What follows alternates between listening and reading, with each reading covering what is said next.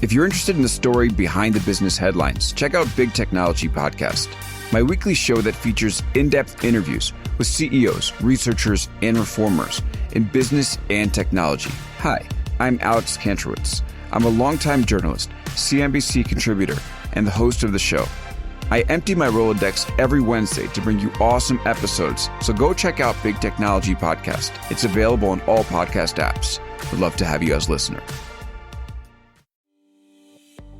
Hey, I'm Kwame Christian, and you are about to step into the world of Negotiate Anything, the #1 negotiation podcast in the world where we teach you how to make difficult conversations easier while getting more of what you want in the process. Each episode is packed with practical tips and strategies from the experts. We delve into negotiation, conflict resolution, and leadership skills that are crucial in both business and in life. Whether you're closing a deal, managing a team, or navigating personal relationships, Negotiate Anything provides you with the tools you need to succeed. Our conversations are real, relatable, and most importantly, rooted in practicality. So if you're ready to transform your conversations and elevate your negotiation skills, join me on Negotiate Anything. Subscribe and listen on Apple Podcasts, Spotify, or wherever you love to listen. Let's make every conversation a winning negotiation. Let's have a conversation. I think that sounds great. Well, thank you all for coming back. How have you been enjoying the session thus far? Yeah. So I do conferences like this all around the country. The vibes here are really, really, really great. The lighting is amazing too. He actually took a little video clip of the lights in the background moving. So yes. Kudos to Emily's team for putting that together. Absolutely. Yeah, so let's give her a bit of round of applause here. Yeah, so with this fireside chat / podcast, it's going to be an open conversation with me and Melanie. So we're going to kind of debrief the first session that we did. And then there were so many leftover questions that we're going to get to some of those leftover questions. We're going to use the same app. And so if you want to add more questions, you could do it the exact same way. So we'll walk you through how to do that. And so now, Melanie, so for you, I'd love to get your perspective on that first session that we did, but give you the opportunity to just ask me any lingering questions that you had so we can go deeper in certain areas that you think are more pertinent or relevant. Who's that? It's a loud phone. That's a loud phone. AI. Oh, good. I don't know that I really have any lingering questions. I know that people enjoyed the session and they have a lot of lingering questions. Yes. They caught me out in the foyer. And they're just like, they're like, oh, I want to ask more questions. I said, then come back. Yes. So I really think that it's them that I would like to have the opportunity to ask questions. Well, yeah, let's put up the slides. Let's put up the lingering questions there. And I think you all will probably be able to, how do we negotiate with somebody who has a huge ego? Do people have egos in California? Is that a thing? Yeah, it's a thing. Yeah. So I'll give you a little snippet. The next book I'm thinking about writing is Negotiating the Ego. Because when we think about what is required to be effective in these difficult conversations, yeah, we have the tactics, yeah, we have the strategies, but your ego is going to be one of those things that consistently gets in your way from putting things into practice when it matters the most. Because we have our substantive goals in these difficult conversations. So from a leadership perspective, we might be giving feedback to somebody, and then we want them to change their behavior. In a relationship setting, we have different things that we're trying to negotiate there too. But then what ends up happening is when our ego gets inflamed in these difficult conversations, our goals shift subconsciously. And then we turn this conversation into more of a portal for our expression of our ego. And that leads us in negative directions too. And so I think the first thing that we have to do is recognize, yes, when we're thinking about somebody who has a big ego, we have to think about ourselves and understand how our ego is coming into play. Because if we're recognizing somebody else's ego, it is very likely that your ego is at play as well, and it's becoming a war of wills in this conversation. And we're looking at them saying, man, this person's got a massive ego. How arrogant are they? And then they're saying, man, this person's got a huge ego, right? And so we have two people that are emoting using this conversation to assert their dominance in the relationship. And so when it comes to addressing somebody else's ego, let's get to the heart of the question now. We have to recognize that the ego will operate tantamount to an emotion in the conversation. So when we talk about frustration, we talked about acknowledging and validating the emotion. It sounds like you're frustrated right now. We're not going to say, hey, it sounds like you're an egomaniac. That's not what we're going to say. But what we can say is, hey, it sounds like you've put a lot of thought into this position. Oh, it sounds like based on your experience, you have a really informed perspective here. Am I sensing this right? Or it sounds like this is something that you really care about. So I'm going to touch on it. I'm going to make sure that they feel seen in that interaction, because if they don't feel seen, then they're going to make me feel them in the interaction. They're going to say, Kwame doesn't get it. He doesn't know who I am. So let me make sure he knows who I am in this conversation. And then it becomes really counterproductive. So understanding the role that the ego will play in these conversations is going to be critical. But I think also we have to step back and operate with a little bit of humility, because our ego will come into play as well. What's a trigger, follow-on question to that? What would be a trigger to watch out for in ourselves if we're in that dynamic? Right? Like, I mean, is there certain, I mean, I guess our own keywords are always different, but I mean, there's got to be like the feeling or something that we can like sense to take a deep breath and step back from it for a second. Absolutely. So new word for me this year. So I'm not just trying to shoot out cool words, okay? But it's called interoception. And so it is your ability, it's like your sixth sense, but not in an eerie type of mystical type of way. It is your ability to understand what's happening in your body.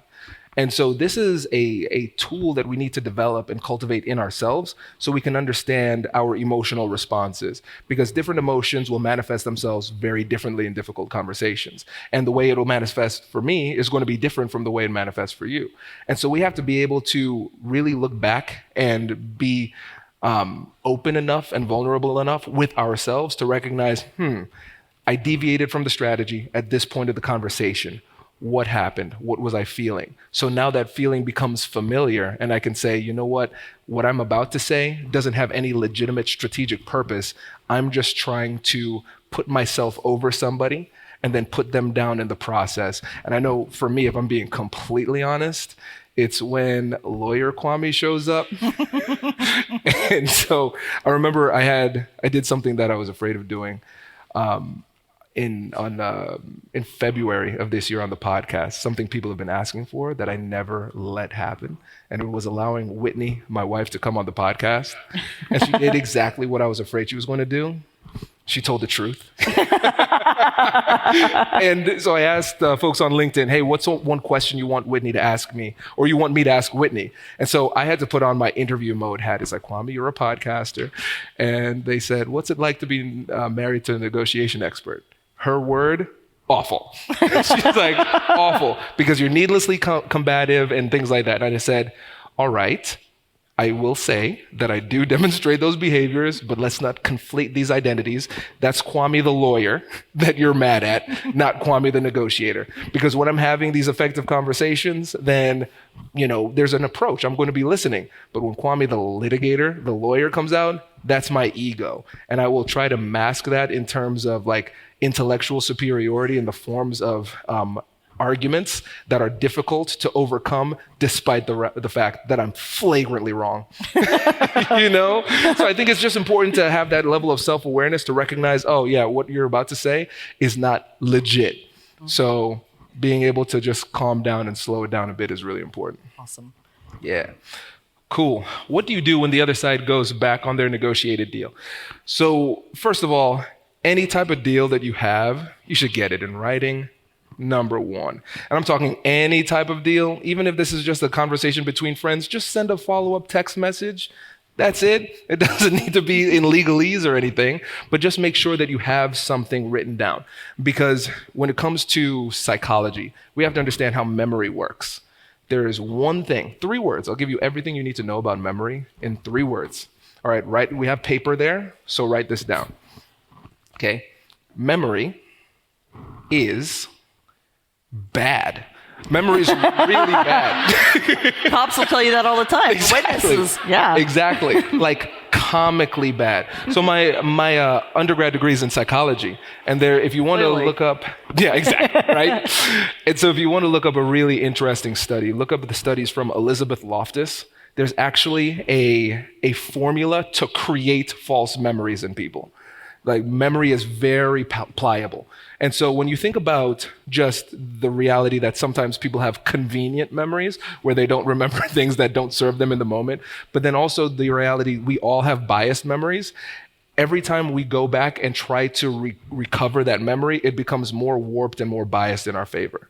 And so a lot of times when people go back on their negotiated deal, we might think this is a bad person, they're lying, they're being manipulative or underhanded, or it might just be somebody genuinely trying to remember and remembering incorrectly. So I think what we have to do is gently assume positive intent and just say, hey, based on that text message I sent you or that email, this is what we agreed upon. I'm a little bit confused because right now you're saying this, and in the past you're saying that. Can you help me to understand it?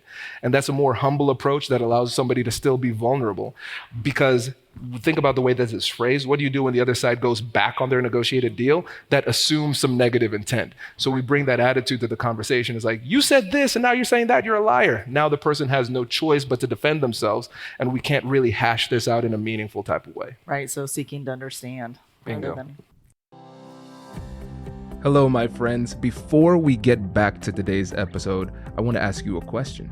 Have you ever wondered how to elevate your team's negotiation game and how you can help the folks on your team have better, difficult conversations?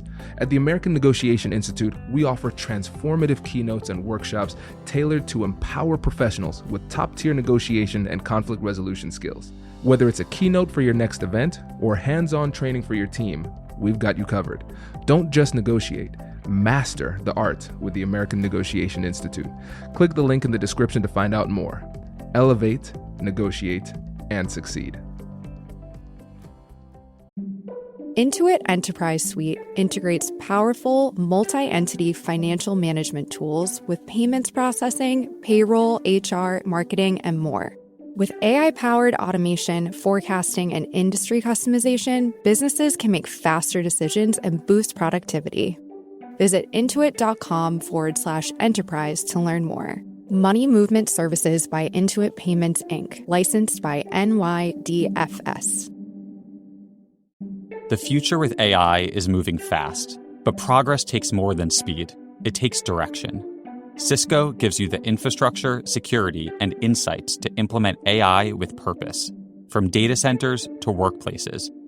We don't just help you keep up, we help you lead. Cisco, making AI work for you. Visit cisco.com/AI. That's cisco.com/AI. How do you negotiate with several? Let's pause for a second, because Melanie, I'm seeing these adjectives are doing a lot of work today. Extremely stubborn negotiators at once, or do they keep riling each other up? All right, so let's take a second and take ownership. I think ownership is really important, because if you find yourself in this position, most likely you did something wrong. Think about it. Because most likely you had some kind of sense of the personalities that are going to be in the room. And then you put all of these personalities together and said, let me hope for the best. No, that's on you. Okay? So let's take some ownership. Because if you find yourself in this situation, I don't know what you want me to do with it. This is a horrible situation, right? And as a lawyer, sometimes people would go in and they start their negotiation. They try to save some money. They're like, let me try to negotiate this myself. Oop, broke the relationship. Kwame, come in and save this. I'm like, listen, I'm not a magician. Okay? So in this situation, what we need to do, the best strategy is to make sure you don't find yourself in this situation. So let's go back to what I talked about during the presentation with coalition building. You have to have these one-on-one negotiations with each individual person before. And then you also not just negotiate for the specific substantive outcome you're trying to go for. In this situation, you have to be negotiating first and foremost for the process. This process that's described up here does not work. And it's not going to be surprising when it doesn't work. And so you have to figure out what is the process, the procedure that we need to follow that puts us in a position not just to get what we want, but puts us in a position to be able to actually have a productive conversation. Because if you put people who are stubborn in a room who just trigger each other, it's going to be hard for anybody, regardless of their level of skill, to have a productive conversation out of that situation. Makes sense. Yeah. What else have we got? Where's that return button? Yeah, let's press enter to see what we got. You like that? I said the return button. Return. I mean, was that like typing class in my senior year of high school? I think I just dated myself. Awesome. Okay, we got another good one. How do we negotiate with somebody who is irrational? We are stressed out realtors, okay? I can tell. We have a lot of human issues to deal with. We need an intervention. Are you all okay? Yes. Goodness. Okay. So let's go back to my mediation days. So for me as a mediator, it was really fun because I got to be in the middle of the conflict. So people would talk to me, and I would do these mediations where I would talk to one side just independently, solo, and then I would talk to the other side, because believe it or not, when you put people who hate each other together in a room, bad things tend to happen. Kind of like the previous question? Exactly. Wild, right? So my favorite mediations were the ones who would end up like this. They would be very frustrated. They'll tell the story. They'd give me all the facts and why they believe that they're right. And then they would end it by saying, and the other side is being completely irrational. Great, cool. Got it. So I'll go to the other side and have the conversation. They would lay out all the facts and why they're right, and then they would end it by saying, and the other side is being completely irrational, right? I was like, oh, this is going to be fun. This is going to be a fun one, right? And so I think a lot of times when it comes to that feeling of irrationality, what I've determined in the heat of the moment, a lot of times, whether or not we believe somebody is irrational is whether or not they really agree with us on this sensitive issue. And if they come to a different conclusion, the only way that they could have come to that conclusion is because they are irrational. And so what I would implore you to try to do is turn this into a game. And so for me, I'm very competitive, which can be really bad in a conflict. But if you can orient that competitiveness to a productive outcome, it can be really beneficial. So I say to myself, if I have that thought, this person is being irrational, I say, man, I bet I can listen to this person well enough to understand where they're coming from. I doubt that I'll agree with them, but I can understand how this logical progression makes sense to them. And that's the beginning of empathy, right? And so if you turn this into a game, you're like, hey, it's irrational to me. It's appearing to be irrational, and that must mean that I need to do some work to understand where the person is coming from, because it makes complete sense to them. So I need to figure out how it makes sense to them. And I think that changes the way that you listen too. Because a lot of times we listen from our perspective, rooted in our own bias. But instead, if you try to listen from their own perspective, their perspective. So even going as far as, what do I look like to them? What do they think about me? Because everybody comes into these conversations with a story. And usually it's a hero-villain arc. I'm the hero, you're the villain. Mm-hmm. They have a story too. And sometimes we're the villain. So we have to figure out what that means to them. Right. It just may take a little longer. Exactly. And that's where patience comes in too. Yeah. Ooh, I got to borrow some. Me too. Me too. Okay. What else do we have? We're going to do one more. I know it says we only have a few seconds, but I'm going to ignore the clock for a little bit. And we're going to answer 2 more questions. What if somebody is yelling at you? What do you do to calm them down? No. I thought Callie was chill. Stressed out realtors. Yes. Tell them to calm down. Listen. I remember one question I got. Somebody said, what can we do to get somebody to calm down other than saying calm down? Because never in the history of calming down has saying calm down worked, right? But so what do you do? So here's the thing. We think about if you're having a conversation with somebody who speaks English as a second language, and we're trying to communicate to them. What do we often do? We speak louder. Oh, you don't understand me? You must be far away. Doesn't make sense, right? And so if somebody's yelling at me, the way that I interpret that is, for whatever reason, in this moment, this person does not feel heard. Right? And so they're trying to yell in order to get me to understand. So that's where listening becomes a massive skill. And sometimes I'll be completely vulnerable with them and say, listen, I can tell that you're frustrated, and I'm going to be honest, I'm not exactly sure what is leading to your frustration. Can you please help me to understand? And that just like, can you help me, help me to understand this? Because a lot of times we try to seem like we have it all together, like we know what we're talking about, and we're just flying blind to our own detriment and the detriment of the entire conversation. And so when I really don't understand, I'll let them know. And when I can tell that they want to be heard, and I might say something, it seems like there's something that's being left unsaid. What is it that you think that I need to know? And I just want to be very open with them and let them know, hey, this is a safe place, you can tell me. But a lot of times, there's this inner toddler inside of people. I love my inner 3-year-old. I know her very well. Yeah, and I bet the 3-year-old thinks she's always right, too. Right? And so they veil that inner toddler that's having a tantrum in professionalism. Mm-hmm. And that makes it really hard to read. But if you let them know, hey, you're safe, you can open up, you can talk to me, it's all good. And it takes time to invest in the relationship and the conversation to get to that point. But again, it goes back to patience.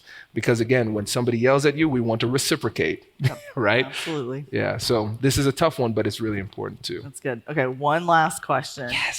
Yes, one more. Cool. What is the degree of difficulty in negotiating with cultural and politically conservative countries? Okay.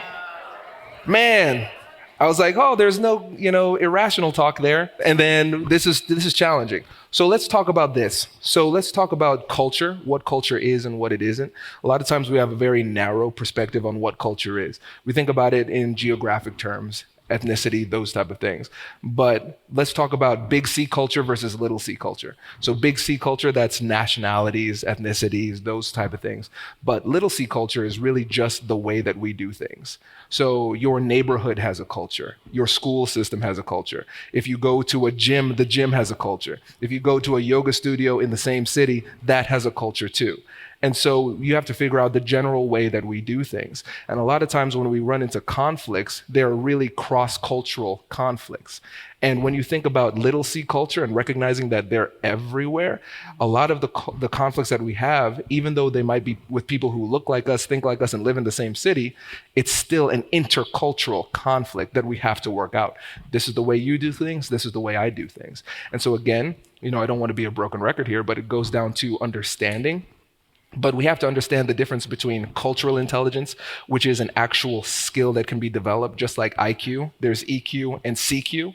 And so we have cultural intelligence and we have emotional intelligence. Leave IQ aside. A lot of times we think that we could just bully people with our intellect and it doesn't work, right? So leave IQ aside.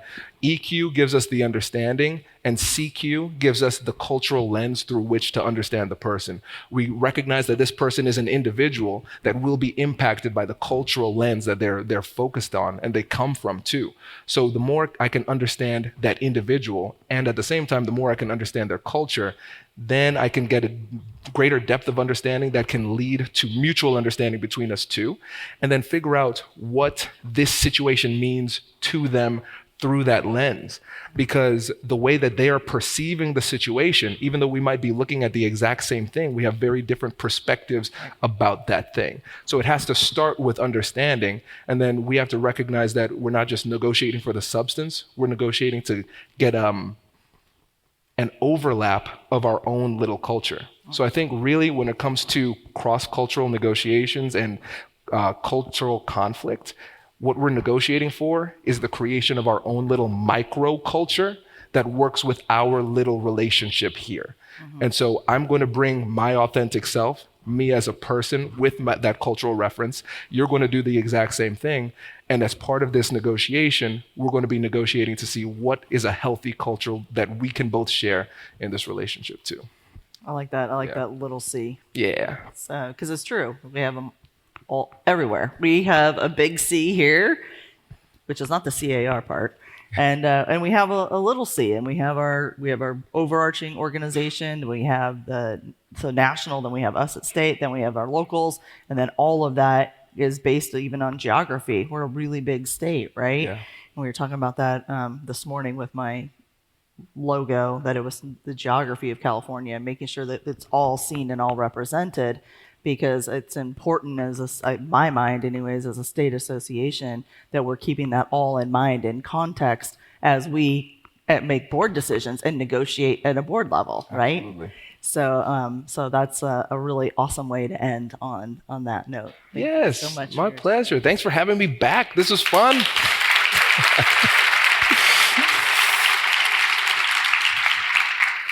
Oh, look at that. It's a little bit after 5, so the line for the booze is going to be really long. Sorry, guys. All right. So, what? Oh, yeah, sorry. All the presidents already drinking. They didn't come back in here with us, so like, forget it. Well, this concludes day 1 of our conference, and I hope y'all had a wonderful time. And I will see you at the bar. Congratulations! You've just joined an elite club. By listening to a full episode, you're now officially on the Negotiate Anything team. So welcome aboard. What most team members do is they subscribe to the podcast because that allows them to automatically get the latest episodes of the show. The best things in life lie on the other side of difficult conversations. Keep learning, keep practicing, and keep getting better. Your relationships will improve, your career will soar, and you'll have the confidence you need to get the most out of these crucial conversations. Again, thank you for joining the team. We're excited to have you, and I will see you in the next episode. I'll catch you later.